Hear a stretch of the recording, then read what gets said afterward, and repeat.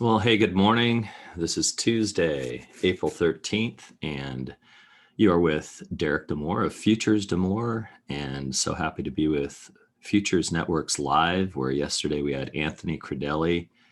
Just so unbelievably refreshing to see an amazing trader to be so humble and to spend time with new traders. And man, just seems like he's a friend now, and really appreciate all that he gave us. And man, I think he should share some of that with his own video team, because I think there was a lot of great nuggets that we uncovered.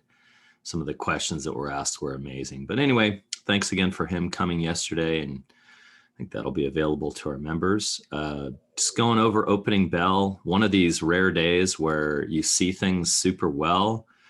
We talked this morning about the three different charts. Which one was most bullish long-term? Which one was most bullish short-term? And we got all different responses from our members. And really nobody was wrong or right, which was kind of interesting. And you could have traded any of them. I felt the M2K right at opening bell, right back here, was the most bullish in the short term. And yet, you could have made a case for the MNQ or the MES. Now, long term, the MES, look at how far above it, the 200 period moving average, and you're at the all-time highs. So I'm kind of doing a complete video here in one. And the MNQ above the 200 period, not quite as high, but still getting ready to break on all new all-time highs. And I believe that's an all-time high. I got to go back and double check it. And the the Russell was below the 200 period, right? So saying, we're looking a little short on that one. Rotation out of MNQ, the Russell, and into the MNQ and into the MES, which is what we've been seeing for the last month or so. So very interesting. Now, short term went long on all three because they were all above the 10 period moving average, something that learned from Anthony, and just saying, hey, maybe we could be patient and wait for certain entries. Could have got 4 points if I right away early on, but I actually waited and waited and waited until what I thought was a really good spot, and to take one more limit order down at 12. So on the MES, I waited for 1650. Not technically opening bell, but still in that first half an hour, I really liked the spot. I got in, you can see, at 1650. I did have a DCA at 1250, and then at 1250 and 12 even, right where the dojis were back here. Ended up filling. I split my fills. I wanted 8, so I split my fills for 7 and 9 and got it on the nut. So 8-point average on this. You can see that right there.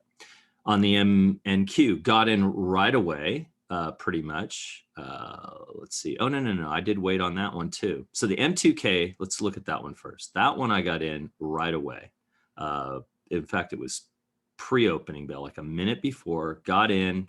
It just touched and launched. And again, I split 9 and 11 on my fills. So you can see 9 plus a little bit, and kind of got 10. I guess I didn't quite get 11 on the fill, but it averaged out, let's just call it 10 points on the average there.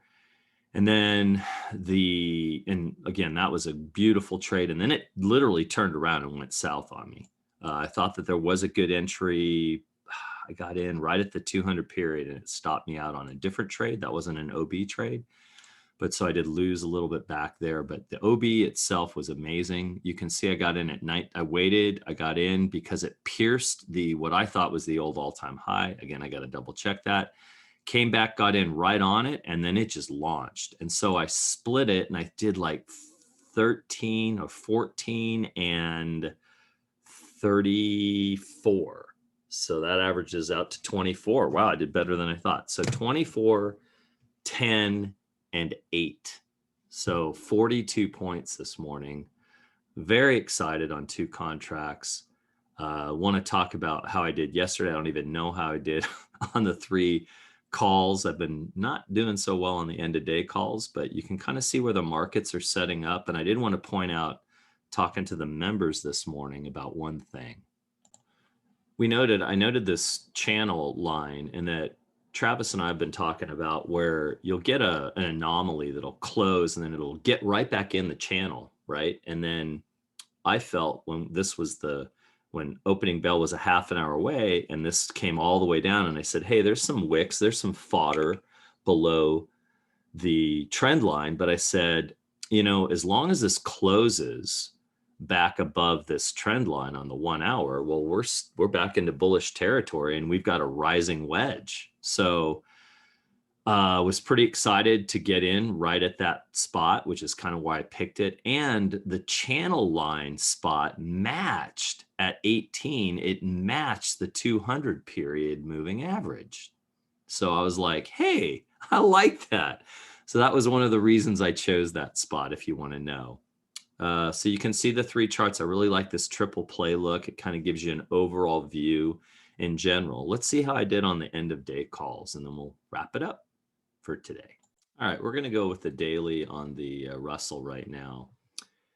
And you can see my end of day call was right in the middle, split the uprights again. At least I'm worth 3 points on these end of day calls. We finished below the 200 or the 10-day moving average. I thought we might be up here, but man, it just turned around.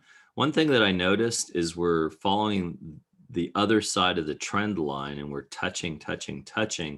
What's interesting is we just touched a 50% retracement on the low back from March 25th.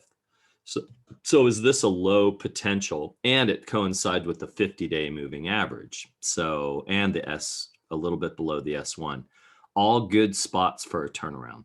Now, if this can close back above the 10 period, I like this. For a spot, like a double tap right there at 2206, a turnaround, and then to go back above the pivot point. So here we go. I'm going all in long today. I'm saying there or there at the end of the day.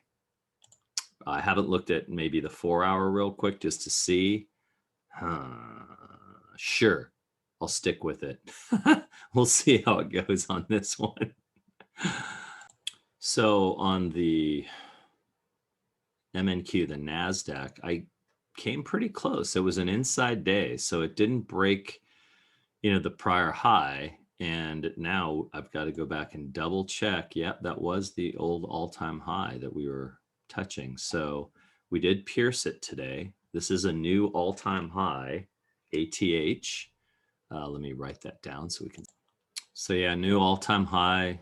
Almost hit the bottom of where I thought this would end up. It just didn't quite break out. I really anticipated it being very close to the all-time high, but instead today, yes. Now look at, we are at 80 still. I mean, this is getting to the peak. This could be the blow off top day, where we're going up here. Let me do this real quick.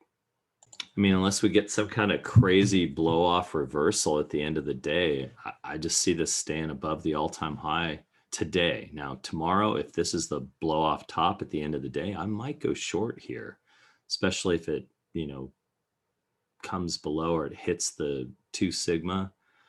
I'll have to do some longer term channels here to see where all this is at. But man, that's quite a W too. All right. That's interesting. I want to come back to this later and look at it for myself. Yay. And the MES I actually nailed. Kind of thought this is what the MNQ was going to do, although the MNQ didn't break out. So we are right at the all-time highs. Don't really know what this is going to do if this breaks through. So let's see. Sure, why not? Right up there. And then potentially just hanging out, maybe down here. All right. I think we're going to break this and go up potentially to 41. Maybe not quite that high. 41.38. We seem to be running out of steam. This is high also. Look at 82 on the RSI. And pretty soon, guys, we're going to have one of those days that drops 120 points. So we're going to be testing 4,000 relatively quickly. Well, hey, thanks again for being a part of Futures Networks Live, Futures to More, and look forward to getting better and better each day, learning all the different markets, and see you on Wednesday. All right, aloha, mahalo.